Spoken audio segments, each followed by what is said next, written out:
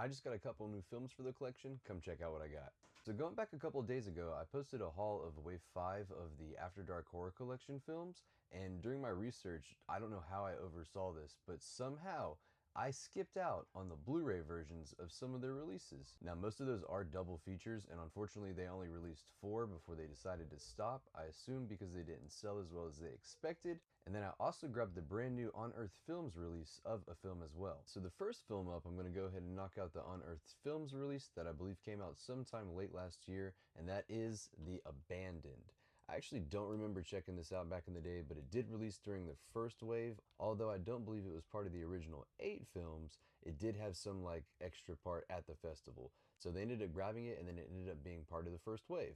But as you guys can see here, this has a cool slipcover of the original artwork, and then on the back, some still images, bonus features, and synopsis as always. I'm going to slide this little slip off. We should have the same exact artwork as well as the original. Open this thing up, and it looks like it doesn't have a booklet or anything. I don't buy too many Unearthed Films releases, but this was definitely one I wanted to pick up. I think I grabbed it for like 23 bucks, which I don't think is necessarily too bad just because I grew up with all these as a kid.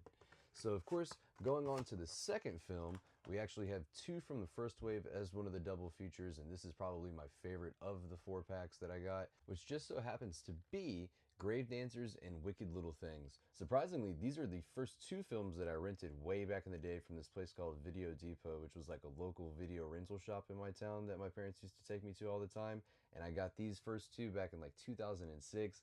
I remember this was the first one I watched, and I thought it was crazy. And it also had the dude from Prison Break, which I had seen tons of commercials on when I was a kid, because I was 11 at the time. And then, of course, right here, this is Wicked Little Things with, I think it was Chloe Grace Moretz, if I can remember correctly. But yeah, I'm super happy to have this in my collection. This is crazy. Let me open this up to show you guys what it looks like inside. But it's really just like a normal standard like Lionsgate disc, nothing too crazy. It's both films on one disc, and then of course we turn it to the back. There's not even a still image or anything. Now let's move on to the second one. These are kind of out of order, but this one right here is going to be another one from a separate wave. This is going to be The Broken and the Butterfly Effect 3. I've only seen the original Butterfly Effect with Ashton Kutcher. I haven't even seen the sequel, but they ended up picking up the third film for some reason, which I think is honestly one of the more higher rated films in that wave. And then, of course, I've seen a little bit of The Broken. I kind of fell asleep in it back in the day. But, of course, now since I have these, I can check them out anytime. But as y'all can see here, this is the double feature. And then we flip it over on the back, just like the previous one. Synopsis on both. And then, of course, the special features, I think, and the ratings. Open this up. This actually gives us a nice little Blu-ray slip like they used to do back in the day. And then the same thing, still both films on one disc. Jumping to the third of the fourth, we have The Graves and Zombies of Mass Destruction. I actually have never seen The Graves, but I did see Zombies of Mass Destruction, and I thought that one was a pretty decent one. I know it was gory, but I don't know if I'll necessarily revisit it anytime soon, because since I've already reviewed it. But yeah, that's the front of this. Turn it to the back. It's the same exact thing.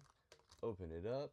I got some stickers that I didn't necessarily know about. Looks like a wrong turn sticker, and then of course a Carrie sticker included, so shout out to them for that.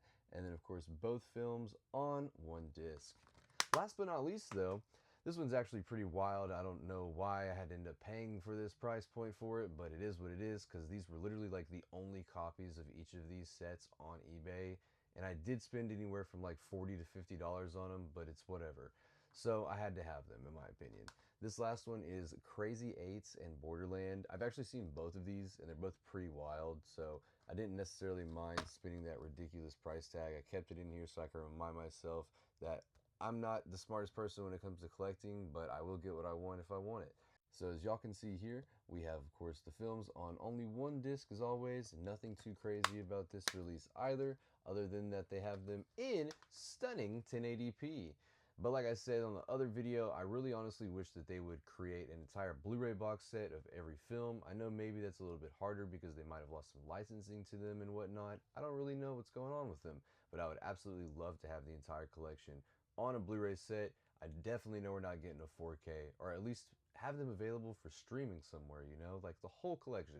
Set aside like a little like category on some streaming platform that says After Dark Horror Fest, maybe around Halloween, and I guarantee you a lot of the horror community would check it out. But as always guys, thanks for checking out this longer video of my more recent pickups. But I'm super excited to have every single one of the After Dark Horror Fest films that are on Blu-ray in my collection. Comment below your favorite film of these or your favorite film out of the collection entirely. And of course, as always, make sure to keep physical media alive.